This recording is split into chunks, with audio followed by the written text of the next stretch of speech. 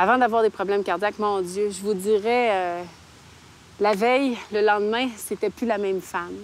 Alors, si on parle des 38 premières années de ma vie, j'étais une fille active. Et du jour au lendemain, j'ai fait une arythmie qui a duré environ 6 heures. Et bien, au bout de 6 heures, j'ai dit à mon mari, appelle l'ambulance, je vais mourir. Et ça a pris 16 jours aux soins intensifs là, pour qu'on sache qu'est-ce qui se cachait là. C'est bouleversant. Du jour au lendemain, on passe de la femme forte, la femme qui est invincible, à quelqu'un de vulnérable, de fragile. On se sent tellement, mais tellement petit. L'univers devient extrêmement grand. J'étais active avant et maintenant, je ne peux plus l'être. Pas parce que je veux pas, mais je ne peux plus. Parce que cette maladie-là, c'est tout à fait le contraire de toute la population. Si on fait trop d'exercice, on brise encore plus notre cœur.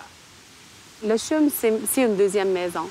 Et ça va être une deuxième maison toute ma vie. Et je sais que je suis dans une zone grise, dans le sens où peut-être qu'un jour, j'irai vers une greffe cardiaque, et je le sais très bien. Donc, c'est l'endroit que j'ai choisi pour me faire traiter. C'est l'endroit en lequel j'ai confiance. Et c'est l'endroit que je vais continuer de côtoyer. J'irai pas ailleurs.